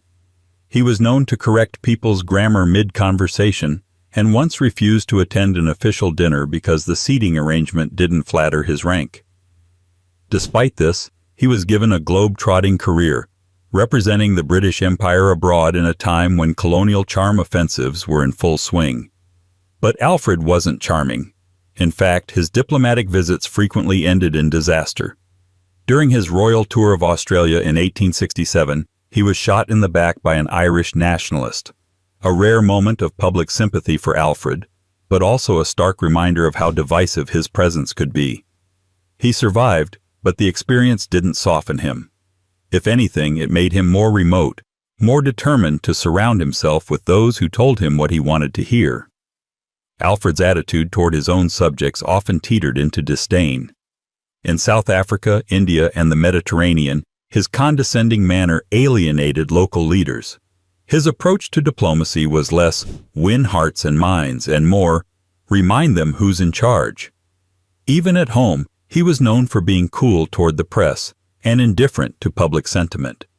He viewed popularity as a vulgar pursuit, something for politicians, not princes. His marriage to Grand Duchess Maria Alexandrovna of Russia only heightened perceptions of aloof superiority. The Duchess, herself notoriously difficult, insisted on being treated with imperial Russian precedence, which clashed bitterly with the British court's pecking order. The couple was described as cold and formal, more housemates than partners. Their children, particularly their troubled son Alfred Jr., bore the weight of that emotional distance, culminating in family tragedy and further public withdrawal. In 1893, Alfred unexpectedly inherited the title Duke of Saxe-Coburg and Gotha from his uncle, trading his British naval career for a small German duchy. There, too, his rule was marked by formality and detachment. He introduced reforms, yes, but always from a distance, and always with a sense of personal superiority rather than public service. He died in 1900, largely forgotten outside aristocratic circles. No scandal defined him. No disaster consumed him. And yet, his legacy was unmistakably frosty. A prince who moved through the empire like a cold wind, noticed more for the silence he left behind than anything he actually said. And if Alfred alienated with quiet arrogance, the next monarch did it with linguistic confusion and foreign mistresses, ushering in a new royal age that spoke German, ruled Britain, and connected with almost no one. 24. King George III. If you were designing a monarch specifically to make the British people uncomfortable, George I would have ticked every box. Foreign, distant, linguistically incompatible, emotionally unreadable, and about as charismatic as a broken grandfather clock. His ascension in 1714 marked the beginning of the Hanoverian dynasty and the end of any illusion that the British crown was still a local affair. Inheriting the throne not through love or legacy, but through an act of parliament designed to keep Catholics out of power, George arrived in England like a man reluctantly visiting distant relatives he never intended to stay with. Born in Hanover, a small German principality, George Ludwig was a career bureaucrat with all the charm of a tax audit. He was chosen to succeed Queen Anne because, as a Protestant, he fit the single most important criteria of the 1701 Act of Settlement, not being Catholic. This technicality placed him ahead of dozens of claimants who arguably had stronger hereditary rights but the wrong religion. So, Parliament handed him the crown, and he treated it like a particularly unpleasant civil service assignment. He spoke little to no English, relying heavily on translators and German-speaking advisors, which did nothing to endear him to his new subjects. Parliamentarians found him opaque. Courtiers found him tedious. The general public found him downright alien. His speeches were delivered in thickly accented monotone, and he often appeared visibly bored during ceremonial functions. One contemporary observed that he carried himself with the enthusiasm of a man waiting for a coach that never arrives. The early years of his reign were marked by political turbulence. Two rival factions, the Whigs and the Tories, vied for influence at court. George, suspicious of the Tories, whom he associated with Jacobite sympathies, threw his weight behind the Whigs, tipping the political balance and ushering in a new age of parliamentary dominance. In doing so, he inadvertently helped lay the groundwork for Britain's modern constitutional monarchy. That, historians will say, was his accidental gift to the nation. But his personal life didn't help matters. George had long since imprisoned his estranged wife, Sophia Dorothea of Celle, back in Hanover after accusing her of infidelity, though most believed he simply wanted her out of the way. He brought his two German mistresses to the English court instead, nicknamed by the British public with brutal candor as the Maypole, for her height, and the Elephant, for her girth.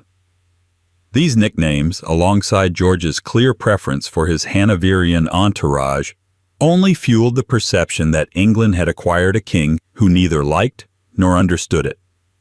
While George did visit his native Hanover multiple times during his reign, often for extended stays, it left many in Britain questioning his commitment. Satirical prints depicted him as a foreign ruler using Britain as a financial side project while emotionally residing on the continent. His reputation as aloof and self-serving stuck. When he died of a stroke in 1727, on yet another visit to Hanover, the British reaction was polite but far from mournful. He was succeeded by his son, George II, whose temperament was less icy but somehow even more combative. Because if George I was disliked for being absent, his heir would be disliked for never knowing when to leave the room, or the argument. 25. King George II. Where George III was cold, George II was hot-tempered. Where his father was distant, he was confrontational. And while George I was disliked for his absence, George II was disliked for his constant presence. Loud, quarrelsome, and usually mid-rant about his ministers, his children, or Parliament.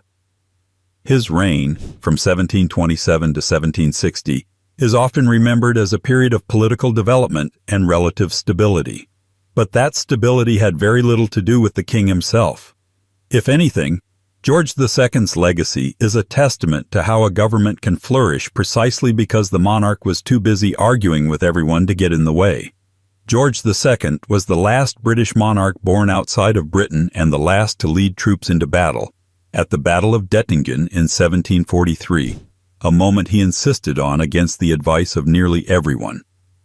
It was a theatrical gesture of old-world kingship that charmed a few and baffled many. He survived, of course, but the move did little to change public perception.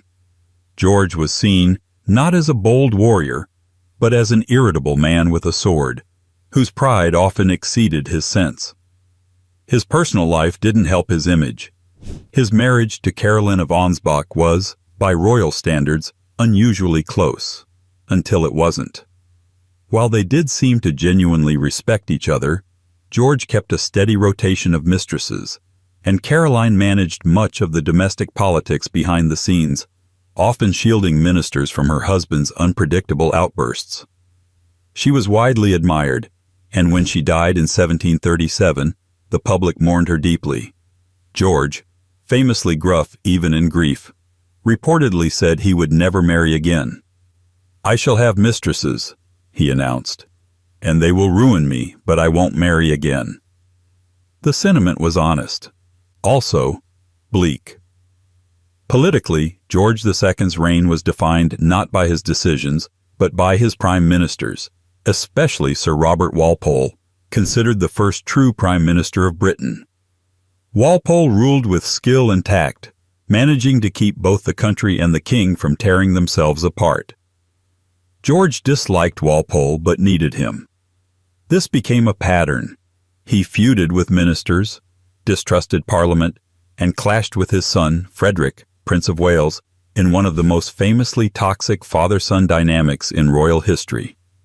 They disagreed on nearly everything: politics, religion, even nursery arrangements. At one point, George banned Frederick from royal family events. When Frederick died in 1751, the king is said to have shown more relief than sorrow. As monarch, George II rarely captured the nation's imagination. His German accent lingered. His cultural tastes were stilted. And his habit of micromanaging military appointments while ignoring broader national concerns made him seem like a man who had read only half the job description. He wasn't hated like some of his predecessors, but he was widely disliked, viewed as petty, irritable, and more interested in personal slights than national vision. When he died in 1760, collapsing while using the royal toilet, an unceremonious end for a deeply unceremonious man, the crown passed to his grandson, George III. And while the new king would promise moral seriousness and domestic peace, he would instead lead Britain into rebellion, confusion, and eventually, global infamy. Because next came a royal couple who began as modern icons and ended as the most polarizing figures in the monarchy's modern history. 26. Prince Harry, Duke of Sussex. Once the cheeky royal darling of the British public, the impish younger brother, the soldier prince, the charming third wheel in the golden triangle of William and Kate, Prince Harry has since tumbled from national treasure to one of the most polarizing figures in the modern monarchy. His fall from grace wasn't sudden. It was a slow, very public unwinding, a tangled mix of tabloid battles, family feuds, personal grievances, and a global spotlight that refused to blink.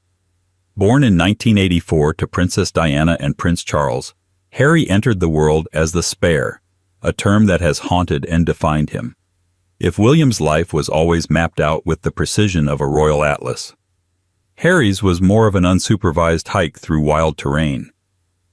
And for a time, that unpredictability was part of his charm. He made mistakes, plenty of them, but people forgave him. The Nazi costume, the Vegas photos, the misjudged jokes. He was, after all, just Harry, the lovable rogue with a tragic backstory. Then, the narrative changed. Harry's marriage to Meghan Markle in 2018 was initially hailed as a breath of fresh air for the monarchy. An American actress, biracial, articulate, and socially engaged, Meghan was seen by many as a symbol of a modern, inclusive royal family. But behind the scenes, tensions were building. The palace press machine, known for its selective silence and strategic leaks, allegedly failed to protect the Sussexes from relentless tabloid scrutiny. Meghan's every move was analyzed, often in stark contrast to the way Kate was portrayed in identical situations. The message was clear, and the couple noticed. By 2020, the situation reached a breaking point. Harry and Meghan announced they were stepping back from royal duties, a move dubbed Megxit, and relocated to North America. Their departure wasn't framed as a transition. It was an escape, and it sparked a cultural fault line. On one side, supporters who saw them as victims of a rigid, outdated institution. On the other, critics who viewed them as entitled celebrities chasing attention while burning bridges. What followed was a whirlwind of media ventures, a bombshell interview with Oprah Winfrey, a Netflix docuseries, podcast deals, and Harry's memoir, Spare, a raw, detailed airing of royal grievances, complete with accusations of neglect, racism, emotional estrangement, and sibling violence. The book sold millions. So did the silence that followed. The royal family offered little in the way of rebuttal, preferring the institution's time-honored strategy of never complain, never explain. But public opinion didn't stay silent. To his detractors, Harry has become the embodiment of royal ingratitude, a man who rejected duty, cashed in on victimhood, and continues to criticize the very system that made him. To his defenders, he's a brave whistleblower confronting generational trauma. Either way, few see him the same, the way they once did. And in all the noise, the image of the ginger-haired prince walking behind his mother's coffin as a child, the boy the world pitied, has been replaced by a man people now argue about at dinner tables. Is he courageous or corrosive? Honest or opportunistic? And if Harry sparked debate, the next royal made it an inferno, entering the firm with a Hollywood smile, leaving it with royal protocol in flames, and leaving the world wondering whether they ever really wanted the crown, or just the camera. 27. Meghan, Duchess of Sussex. To some, she was the fresh start the monarchy didn't know it needed. To others, she was the beginning of its latest public unraveling. Meghan Markle, now Meghan, Duchess of Sussex, walked into royal history wearing Givenchy and left it with a media empire, a polarizing legacy, and a line of critics stretching from Fleet Street to Buckingham Palace. Loved, loathed, misunderstood, and meticulously dissected, her story became less about one woman and more about the institution she broke away from, and what that break said about everyone involved. When Meghan married Prince Harry in 2018, the coverage was euphoric. It was historic, the first biracial woman to marry into the British royal family, a self-made American actress with a global platform and activist credentials.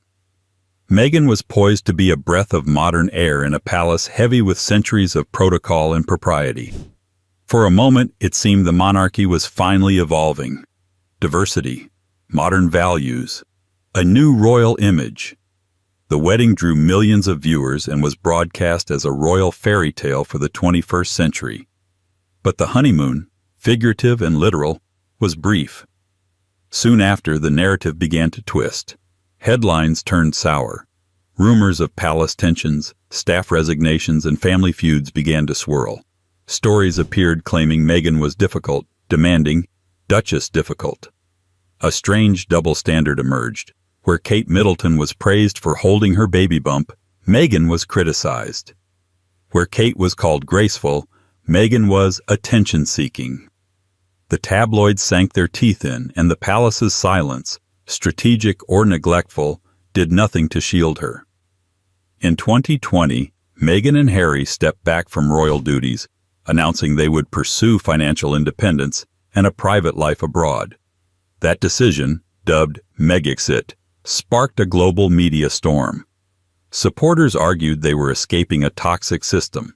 Critics saw it as a betrayal. The couple relocated to California, signed deals with Netflix and Spotify, and launched Archewell, their charitable foundation/brand. But the most explosive moment came in 2021, during their interview with Oprah Winfrey. It was an hour and a half of bombshells. Meghan alleged that royal insiders expressed concerns about her son's skin color before he was born.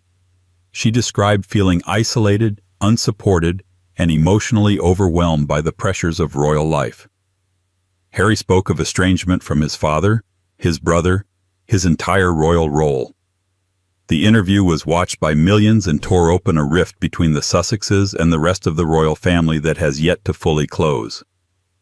To critics, Meghan represents the worst of modern celebrity culture.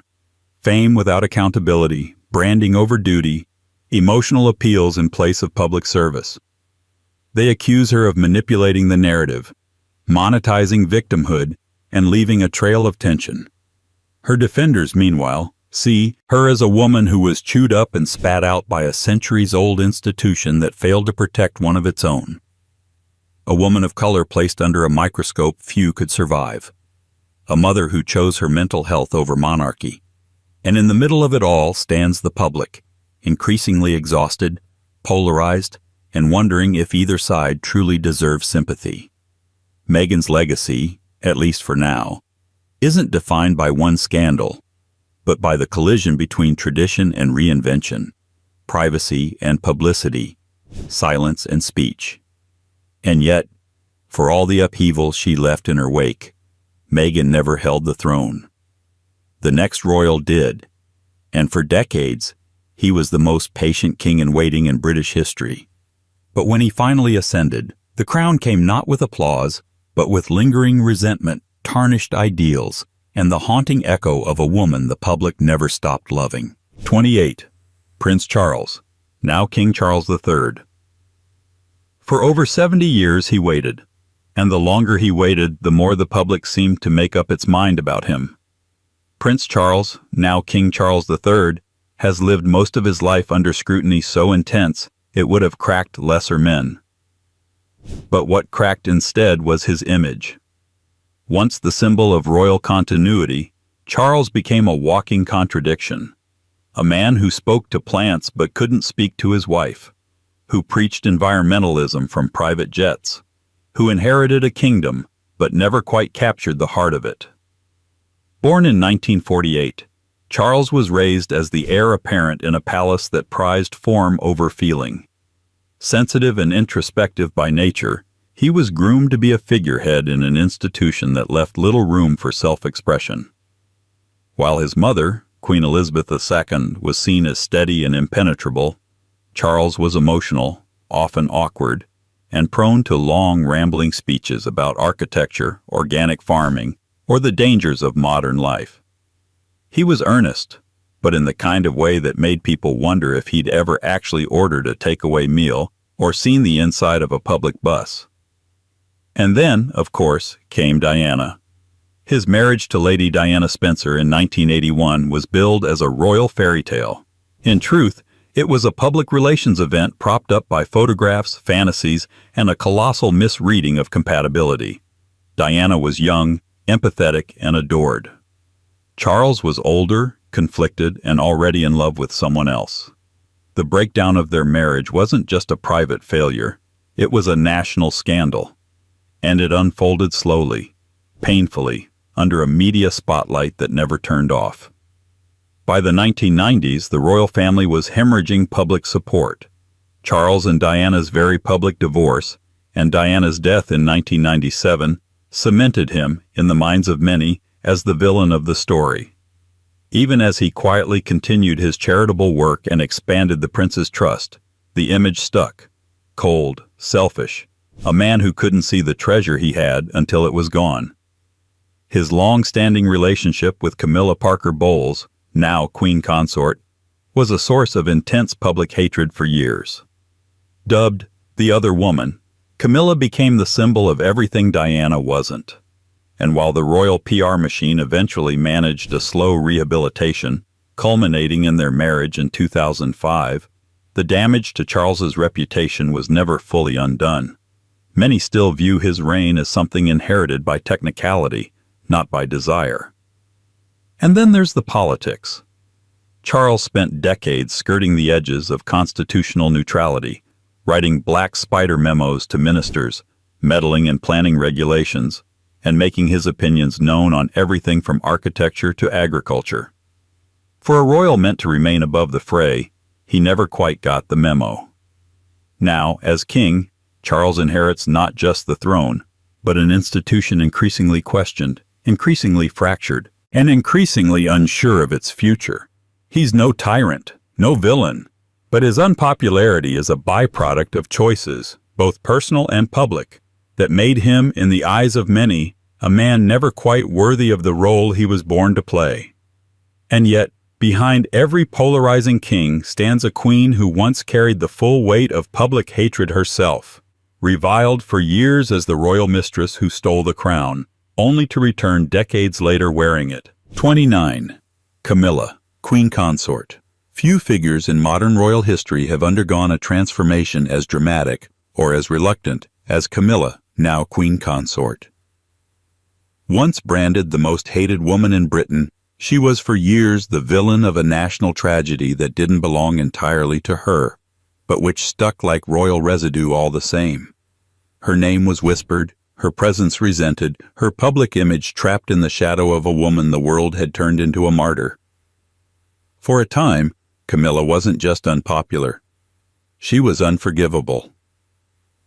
Born Camilla Shand in 1947, she came from a well-connected aristocratic background, clever, witty, and entirely at ease in the upper reaches of British society.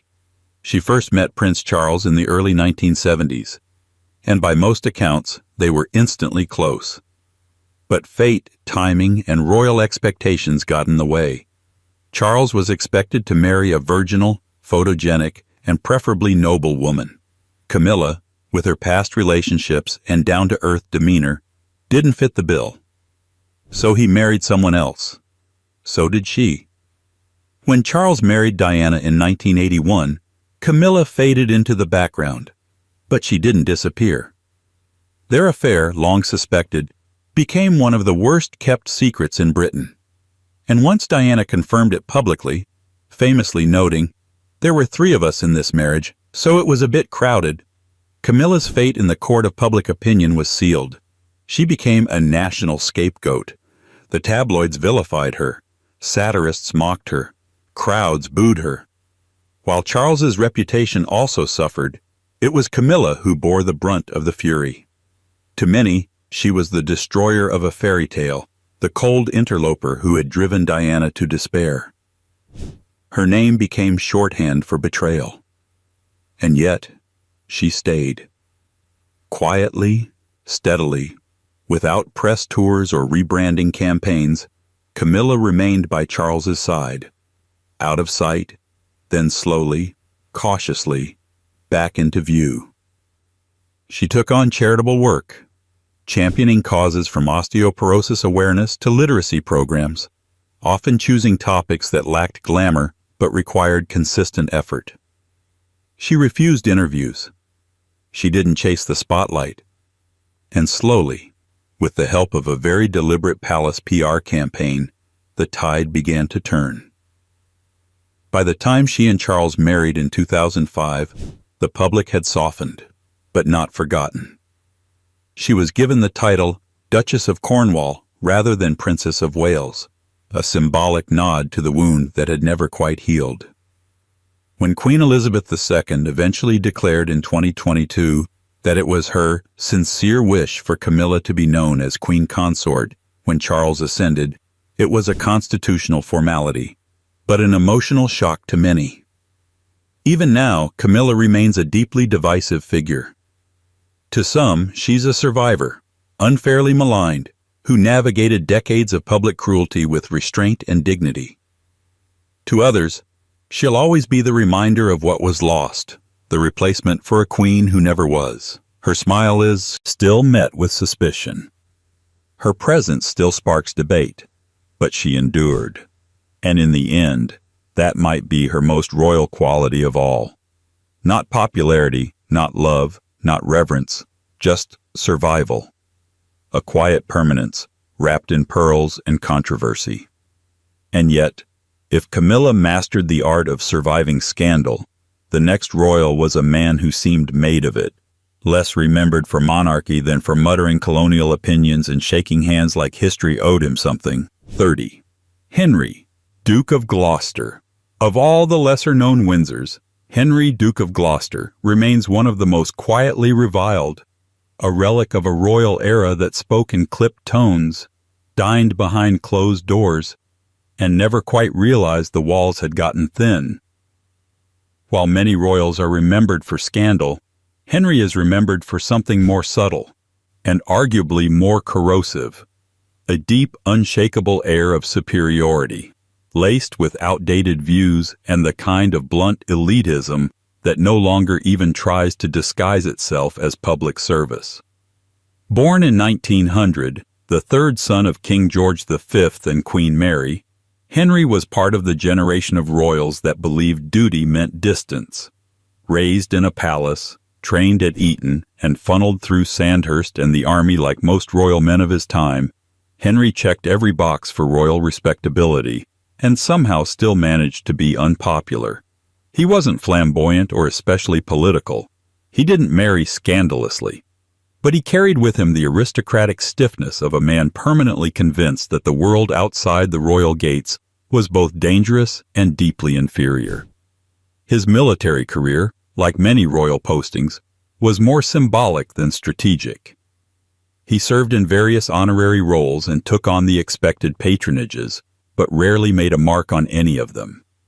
Those who worked with him behind the scenes described him as cold, formal, and deeply intolerant of anything that hinted at progress. He moved through the post-war years like a man allergic to change, scowling at reform, wincing at social movements, and sticking firmly to the belief that the old empire had it right the first time. One of the most striking aspects of Henry's reputation was the tone he set in private. Accounts from former staffers, diplomats, and Commonwealth representatives depict a man whose casual conversations were laced with racial condescension and imperial nostalgia.